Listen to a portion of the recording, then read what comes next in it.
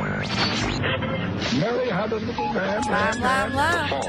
We believe that all men are created equal. To the magnificent mosaic that is America. From radio beacon to radio beacon.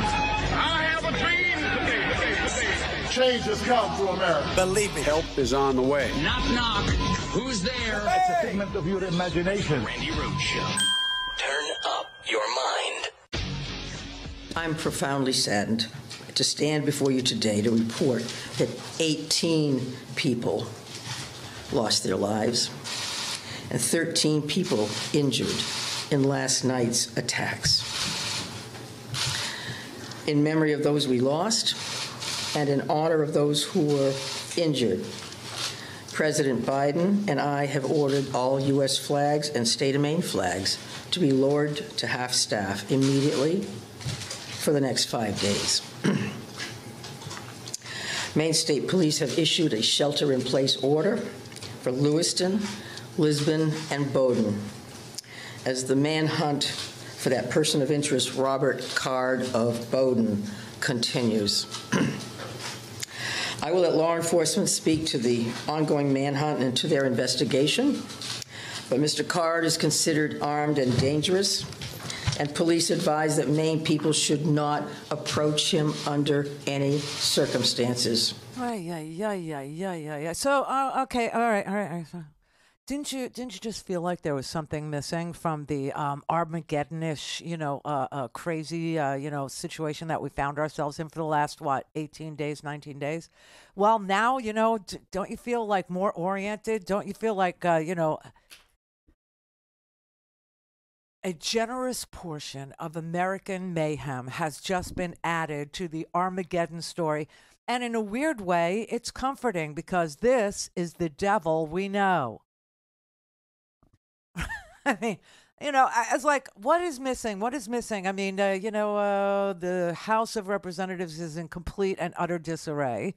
They have just elected themselves literally a fundamentalist, right-wing, lunatic, fringy Christian, LGBT, anti-abortion, like a theocrat, okay? But our version of a theocrat to the House of Representatives. And yet we have, religious wars percolate in the Middle East that goes back like thousands of years, and blah, blah. What's missing? Something's missing. A good old-fashioned mass shooting. The kinds of killings that we're familiar with. The kinds of killings that we've grown to know here in the United States of America. And we've gotten very used to here in the United... We have no moral high ground. Are you freaking kidding me? All of these posers that are out there going, free this country or free that country or, you're killing children. Well, what do you think happened in the family bowling alley last night? What do you think happened there? I'm saying? People are just so, I understand it's hard to process when, crazy things happen in the Middle East with the thousands of years of hatred and blood libel and the whole, animosity and deep, desire to kill each other. I get it. But back home, it's just another case of, hey, did I just see that on CNN? Do we have a spree killer out there in freaking rural Maine? Mm-hmm. Yeah. Because we've gone crazy ahead of the Middle East, and we're still there. We've gone there, and we're staying there, and that's our position on guns and violence, and there will never be another position in this country on guns and violence as long as we keep seeing fundamentalist, God made you, some people live, some people die kind of thing, but in the womb, you're mine.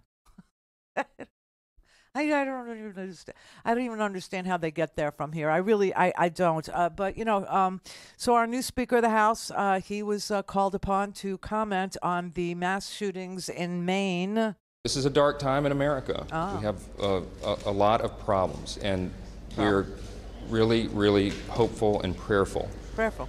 Prayer is appropriate in a time like this. It is. That the evil can end and this senseless violence can stop. It's evil. And so that's the statement this morning on behalf of the entire House of Representatives.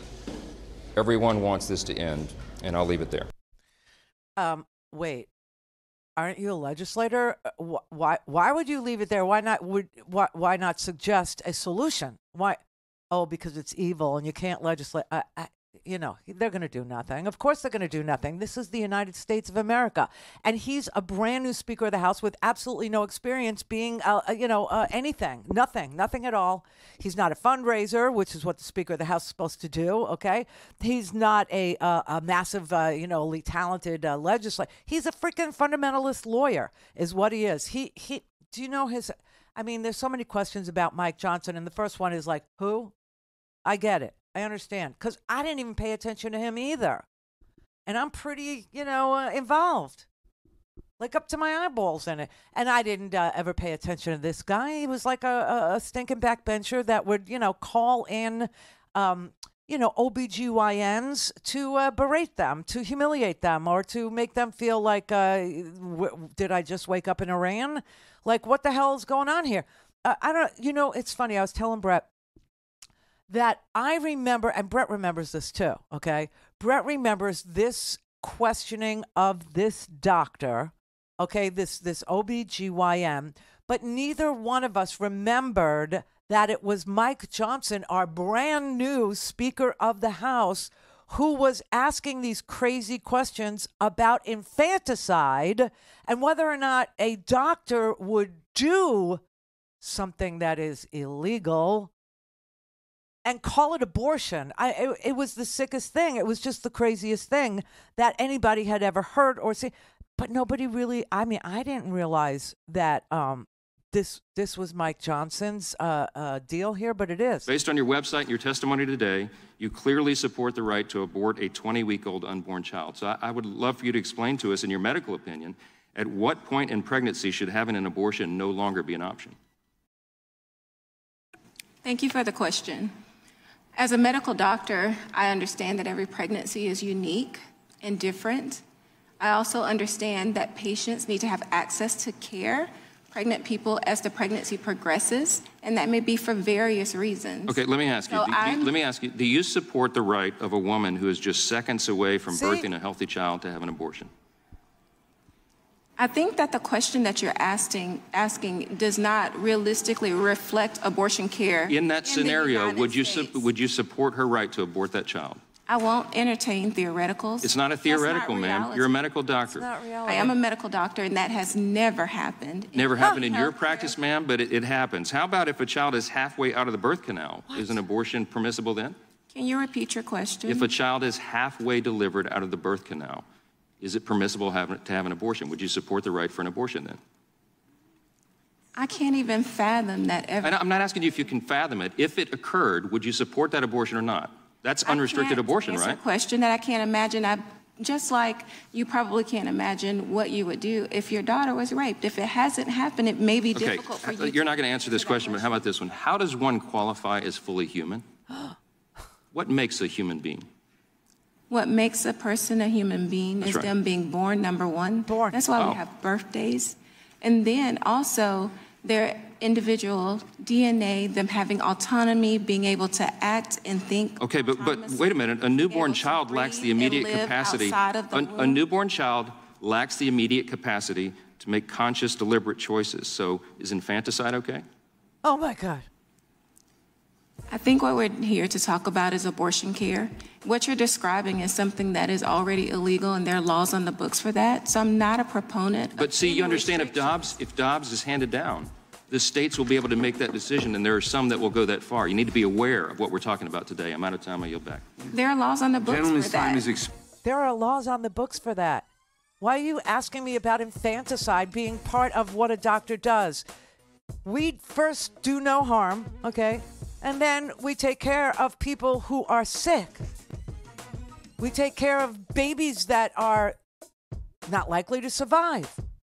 We take care of women who are turning septic because their babies have died inside of them. That was Mike Johnson. I didn't even remember him from that. Did you? No. Speaker. Don't have time to listen to the live show? Want to hear more on your schedule? Go to RandiRhodes.com and buy a stinking podcast.